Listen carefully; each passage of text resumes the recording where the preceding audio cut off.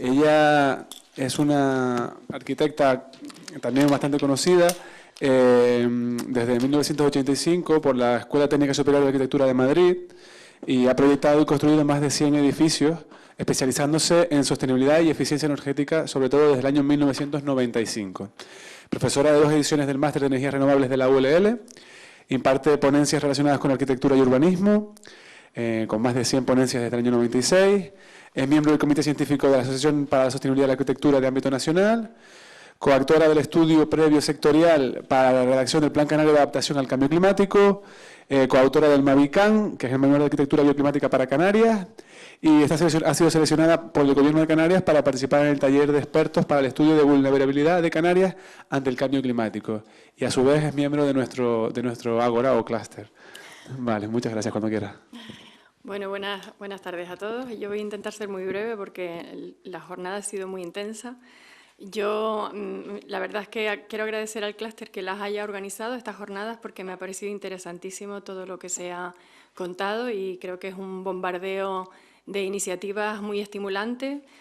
Hay ponencias que son, hay partes de consenso absolutas y hay otras partes que a lo mejor puede ser más discrepantes, pero yo creo que lo interesante es que entre todos pues, vayamos avanzando en el tema de la sostenibilidad y vayamos alcanzando puntos de consenso. A mí me gusta mucho participar en este clúster, creo que además está muy bien organizado y me parece que es muy estimulante también el estar en contacto con profesionales que están tan interesados porque todo esto mejore, ¿no?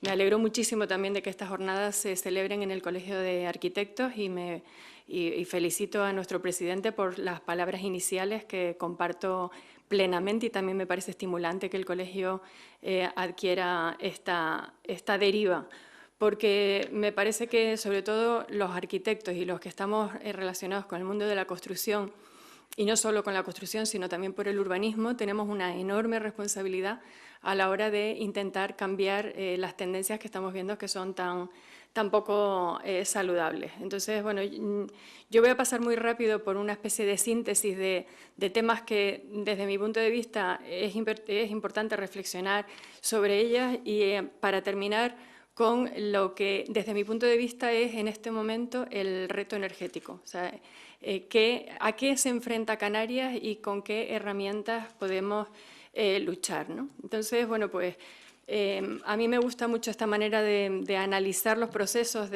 los análisis DAFO, ¿no? De debilidades, amenazas, fortalezas y oportunidades, y creo que hay que partir de ellas a la hora de intentar organizar el territorio canario, ¿no? Todos los territorios tienen debilidades y oportunidades y creo que el principio básico de la sostenibilidad es intentar tenerlas en cuenta, ¿no? Es la manera de ser más eficientes y más sostenibles. Entonces, bueno, pues Canarias tiene, por supuesto, sus debilidades. Yo no me voy a parar mucho en estas imágenes, sino simplemente dar unas pinceladas. Uno de los recursos estratégicos es el suelo y además, si ven todo lo que está rayado en verde, por ejemplo, en la isla de Tenerife, es territorio que está protegido y no se puede construir sobre él, ¿no? O sea que lo más razonable sería que sobre el que sí se puede construir seamos muy eficientes en su ocupación y, sin embargo, pues la ocupación ha sido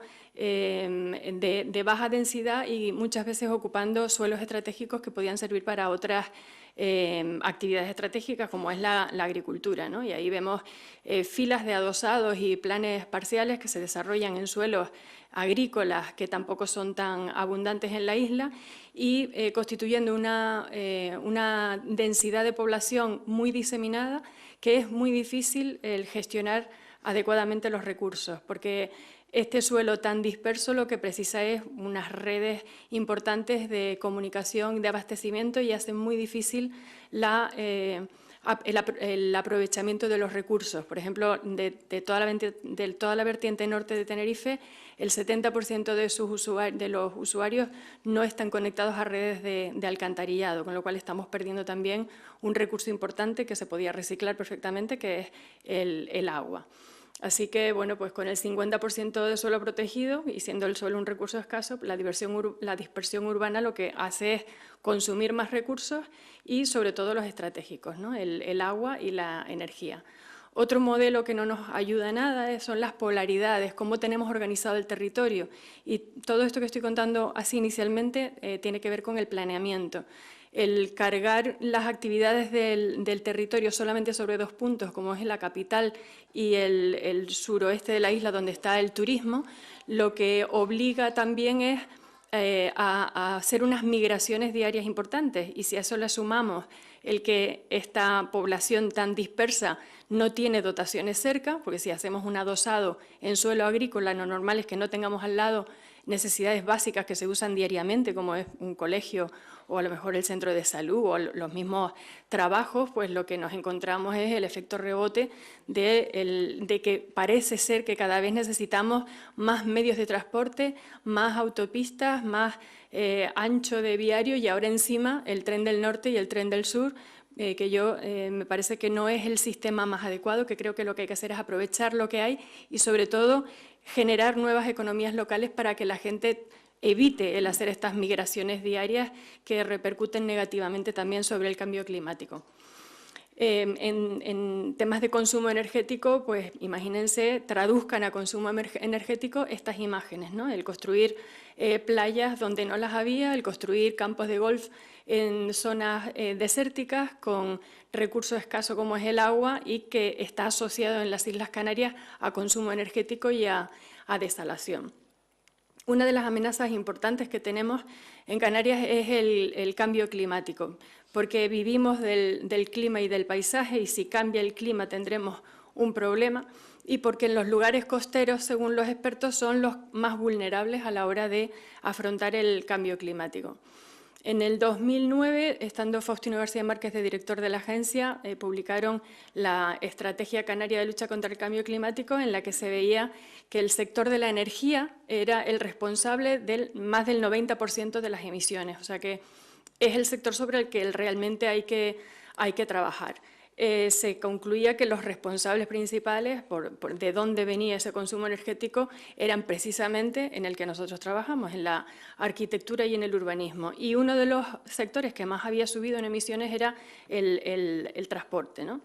En el año 2009, Faustino, estando director también, nos encargó un documento para el plan de adaptación al cambio climático, para el Plan Canario. Y bueno, en este documento recogimos una serie de recomendaciones que luego el siguiente equipo, cuando Faustino dimitió, no los recogió prácticamente nada. Ese documento afortunadamente se ha parado y ahora puede ser que haya una oportunidad de que se recojan. Y es que es bastante preocupante porque entre el año 2000 y 2005, que ya estaba firmado el protocolo de Kioto y se supone que ya teníamos que estar haciendo la tarea en cuanto a reducción de consumo energético, pues vemos que España es uno de los países europeos que peor se está comportando, a pesar de que tiene un mix energético muy amplio, porque tienen también hidroeléctrica y otras fuentes, y sin embargo Canarias se comporta peor todavía que España, y con el agravante de que nuestro consumo energético proviene al 95% de combustibles fósiles, un combustible fósil que no tenemos y que es de los que más emisiones producen a la atmósfera. Y esto con el agravante, y esto va a hilar luego con la última parte, de que este modelo energético tan absurdo que tenemos ahora en Canarias nos cuesta carísimo no solamente a los canarios, sino al conjunto de la población española. Porque nos gastamos, bueno, el kilovatio canario en general cuesta un 122% más que el kilovatio peninsular.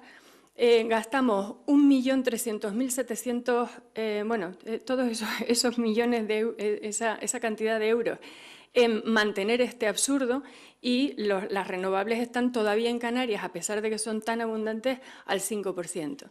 En determinadas islas es muchísimo más grave, porque, por ejemplo, el kilovatio en el Hierro cuesta el 259% más que en la península, ¿no? Entonces, a mí esta es una de las reflexiones que más me interesan en este momento en cuanto a sostenibilidad, porque podemos hacer mucho, ¿no?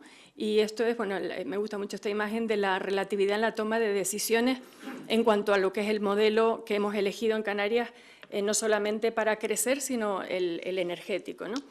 Y bueno, pues este señor que está limpiando estos cristales sin amarrar, si el suelo está al nivel del pie de foto, pues puede ser un imprudente, ¿no? Pero si el señor está encima, 35 pisos por encima, pues ya el modelo es suicida, ¿no? Y desde mi punto de vista es lo que está pasando en Canarias, ¿no? Me parece que el modelo que hemos elegido no nos va a llevar a buen puerto. O sea que es muy importante el cambiar el modelo y disminuir los consumos. Fortalezas, bueno, pues clima y paisaje sobre todo, aquí no me voy a parar. Y luego oportunidades que ofrece la arquitectura bioclimática, por ejemplo, ¿no? En donde creo yo que valdría la pena el invertir tiempo, reflexión y esfuerzo y emprendeduría, como sugería Carlos, que me parece interesantísimo, sobre todo aprovechando la crisis para ver en qué sectores podríamos intentar actuar. Es importantísimo el que la edificación se adapte al clima y esto tampoco es un concepto nuevo, algunos de los que hemos hablado parece que estamos intentando volver al pasado. Realmente me parece que la tecnología que vamos descubriendo sí es útil, por supuesto que hay que utilizarla y tenemos que ser modernos, pero lo que sí tenemos que recuperar de entonces es el sentido común, ¿no? Y cómo las distintas edificaciones, dependiendo del clima en el que se iban a insertar, se adaptaban para intentar reducir al máximo el consumo energético, ¿no? En eso se basa la arquitectura bioclimática y eso también da una imagen de viajes completamente distintas, ¿no? Porque hay edificios como este que pueden estar en cualquier sitio, que lo que representan es la enorme conquista tecnológica que ha hecho el hombre sobre la Tierra, ¿no? El conseguir hacer lo que hace apenas un siglo era absolutamente imposible, que es hacer muros de cristal, ¿no? Y sin embargo son edificios que han perdido completamente el sentido común y que son absolutamente ineficientes y no tendrían ningún sentido si no dispusieran de una gran cantidad de energía, porque se calientan muchísimo cuando hace sol y se pasa mucho frío dentro cuando no hace sol o hace frío, ¿no? Y es lo que yo llamo la vanguardia del sentido común y es la imagen que me gusta mucho poner para intentar reflejar cómo hemos ido por temas de moda y de vanguardia perdiendo el sentido común y al final pues consumimos mucha energía intentando mantener el brazo cuando simplemente colocándonos la gorra adecuadamente podríamos estar en confort. Hay un libro que hemos publicado a través del ITC de Arquitectura Bioclimática para Canarias, está disponible en la web del ITC, la de Renovae, en la página web mía también pueden mirar la dirección de descarga. Y bueno, pues hemos analizado las 40 localidades más pobladas de Canarias y hemos hecho diagramas bioclimáticos donde se ve claramente la cantidad de variados climas que tenemos en las islas, que cada uno de esos climas requiere unas estrategias completamente diferentes, ¿no? Al final, lo que diseñemos tiene que adaptarse igual al invierno que al verano con mínimas variaciones y tiene que facilitar el confort y este diseño tiene que estar en función del diagrama de confort. En arquitectura bioclimática es importantísimo manejar, por ejemplo, el tema de la inercia térmica, ¿no? Si en la imagen de arriba de la izquierda vemos que por la inclinación del sol del invierno puede entrar bastante profundamente, tenemos que poder acumular esa inercia térmica en ese sol. Si tenemos un suelo de madera no lo podemos acumular, si tenemos un suelo pétreo sí, y si el suelo pétreo encima es oscuro, pues más todavía, ¿no? Las paredes también ayudan bastante, por lo cual es mucho más interesante en Canarias poner el aislamiento por fuera y la inercia térmica o los muros por el interior. Miren la capacidad que tiene de coger calor determinadas superficies, como por ejemplo la diferencia que hay entre un pavimento al sol y un pavimento a la sombra, o sea, es una inercia térmica que se puede perfectamente acumular si esa inercia térmica está en el interior y podemos controlar lo que pasa con ella, ¿no? Que le dé el sol o que no le dé el sol a nuestra conveniencia. También hay diferencia entre colores claros o oscuros. O el tema del aislamiento térmico, que es absolutamente fundamental y hasta ahora en Canarias ni siquiera era obligatorio para no tener pérdidas. Y lo bueno de la arquitectura bioclimática es que son estrategias, o sea que tampoco influye en el acabado final del edificio. O sea, un edificio puede tener una imagen muy vanguardista y puede tener una imagen absolutamente tradicional. O sea, son estrategias lo que manejamos, lo cual da una libertad importante a la hora de diseñar. Una reflexión, si ayuda el código técnico a la eficiencia en Canarias, en parte sí, por lo que hemos dicho del tema del aislamiento térmico, pero bueno, luego tiene otros aspectos que desde luego, como comentaba Federico, hay que intentar adaptar a Canarias. Tenemos un clima absolutamente distinto del resto de Europa y miren ahí pues las temperaturas medias de latitudes de 50 grados de latitud norte, como puede ser Dinamarca, o las que tenemos a los 28 grados de latitud norte a la derecha. O sea, el clima es absolutamente distinto, la radiación es absolutamente distinta, las estrategias tienen que ser absolutamente distintas. Este es el mapa de zonificación climática del Código Técnico, tiene el médano y la laguna están en la misma zona climática y la Orotava también. Los que vivimos aquí sabemos perfectamente que eso es bastante absurdo y, bueno, pues una de las cosas que hay que corregir. Yo creo que lo que hay que hacer ahora es, con todo lo que tenemos construido y con bastantes deficiencias por esa laxitud de legislación que hemos tenido hasta ahora, es intentar arreglar lo que hemos hecho mal. Creo que es mucho más sostenible que construir una casa nueva con las mejores tecnologías eficientes. Creo que es mucho más interesante el arreglar lo que hemos hecho mal que abandonarlo y consumir nuevo suelo. Esto es una pequeña vivienda en la Orotava en la que bueno, pues se trataba de intentar hacer una rehabilitación eficiente. Es una vivienda, como está en la Orotava, la parte de la fachada que vemos es norte y es hacia donde está volcada la casa, es hacia las vistas, ¿no? Que es el Valle de la Orotava y el mar. Y esa es la fachada norte y esta es la fachada sur, que a pesar de ser la mejor en Canarias, porque es la que más sol capta y la más fácil de proteger en verano, está totalmente ninguneada. No hay prácticamente ni una sola ventana. Fíjense la parra tan fantástica que hay en el jardín trasero de la casa. Entonces, bueno, pues esta es la planta de la vivienda, que tiene un pequeño patio abierto interior, parcialmente cubierto.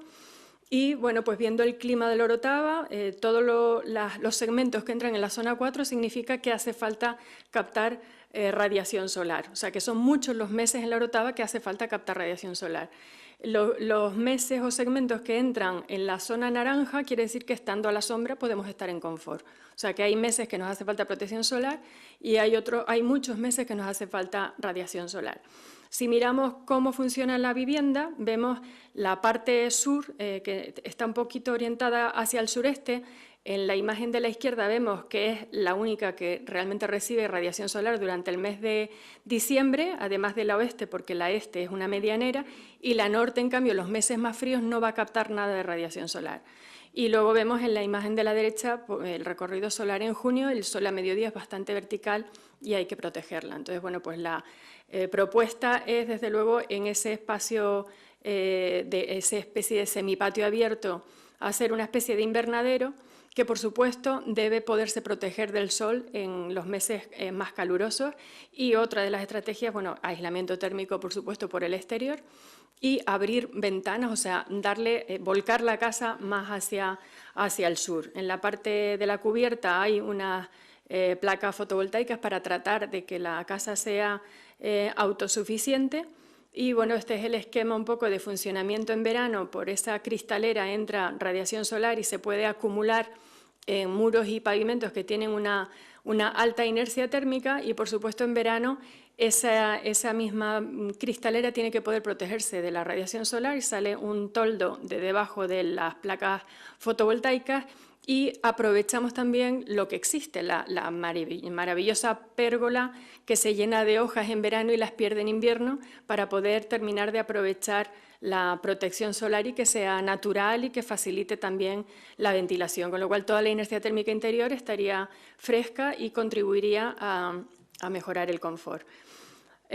Otras oportunidades, desde luego, hacer ciudad bioclimática. O sea, la arquitectura bioclimática no puede reducirse solamente a viviendas unifamiliares, tiene que poder aplicarse también a la ciudad, y esto, bueno, no me voy a parar en esto, pero es una manera de hacer propuestas que no sea ocupar todo el suelo, sino que se rentabilice el suelo, procurar la accesibilidad, mejorar el espacio urbano para los peatones, mejorar la posibilidad de ventilación cruzada, la adaptación de las energías renovables en la cubierta, si orientamos bien los edificios, posibilidades de recuperar las aguas grises y pasarlas enfrente de esta parcela hay terrazas de cultivo que tienen que ser de cultivo además, entonces la posibilidad de poderlo aprovechar, o sea, es una manera de intentar ir haciendo ciudad de modo que tengamos en cuenta nuestros recursos.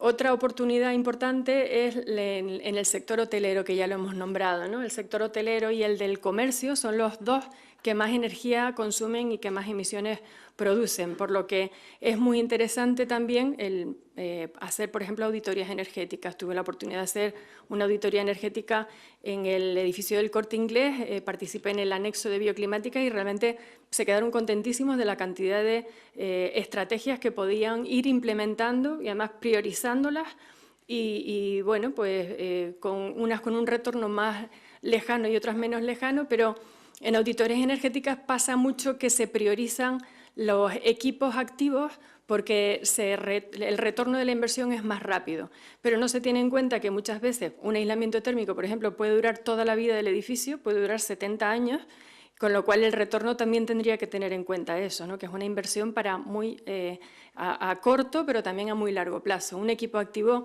dura como mucho entre 20 y 25 años, con lo cual, aunque el retorno sea próximo, luego hay que volver a invertir, ¿no? Y creo que la arquitectura bioclimática es la gran olvidada de las auditorías energéticas y es importantísima.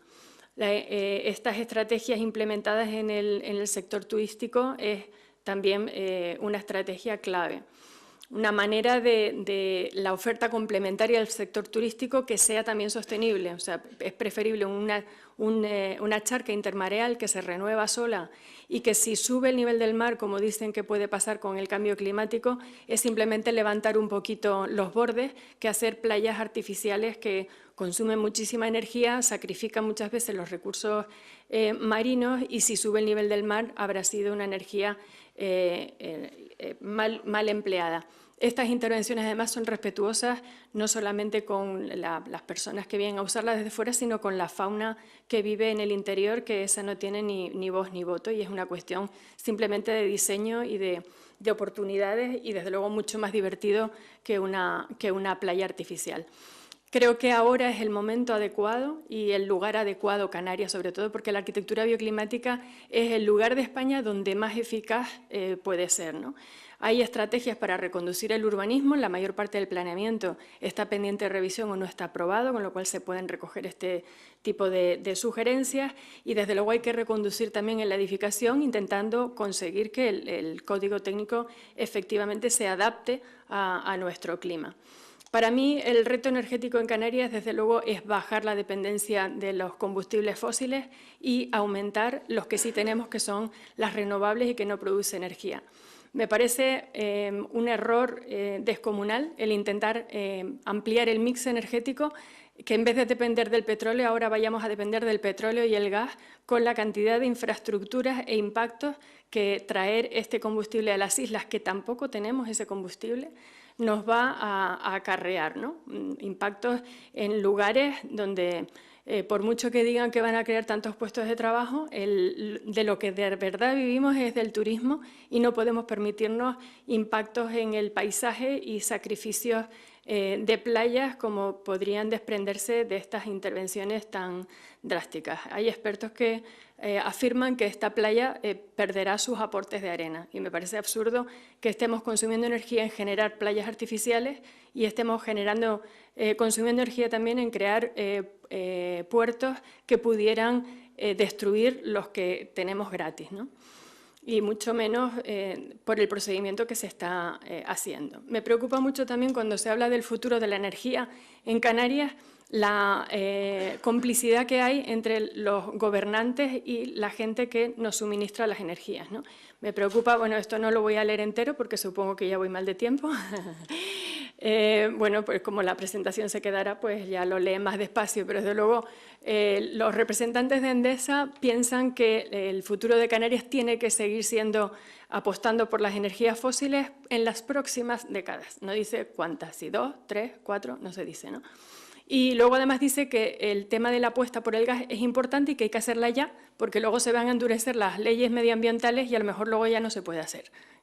Me parece todavía más absurdo, ¿no? El tema de las renovables entrará muchísimo después, cuando a ellos les venga les venga bien, y creo que lo que hay que apostar es por una generación distribuida. O sea, tenemos que, sobre todo los arquitectos, tendríamos que ir preparando el territorio tanto desde el punto de vista del urbanismo como desde el punto de vista de la edificación para que las energías renovables sean más útiles que nunca, ¿no?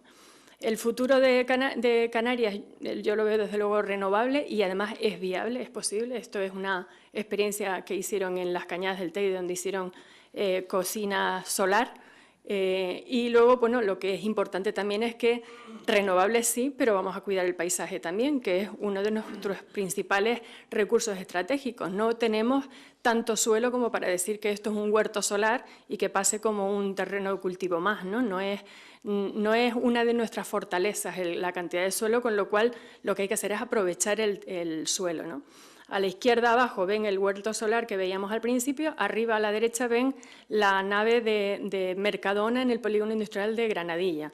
Ven que la mitad del huerto solar cabe perfectamente en la cubierta de Granadilla, ¿no? Esa es un poco la estrategia que yo entiendo que hay que implementar, aprovechar las cubiertas y hacer las fotovoltaicas y diseñar nuestros edificios para que las energías renovables cada vez sean más fáciles de implementar con diseños modernos, vanguardistas y lo más autosuficientes posibles.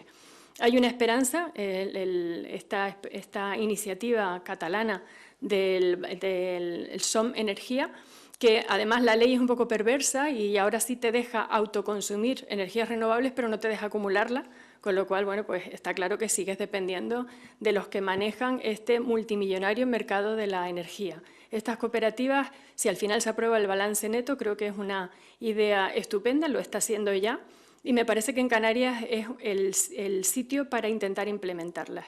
Tenemos que ampliar el mix energético, creo que con recursos propios, sin impactar el paisaje y sin volver a seguir apostando por energías que no tenemos y que nos cambian el paisaje. Tenemos que apostar por el futuro, tenemos que dejar de ser hijos de nuestro pasado y convertirnos en padres de nuestro futuro. No podemos seguir escudándonos en que, claro, todo está tan mal, ¿qué vamos a hacer? Tenemos que ser más creativos que nunca y dar un paso al frente. Tenemos que hacerlo además con lo que tenemos, sin soñar con lo que no tenemos, porque esto también nos puede causar bastantes problemas.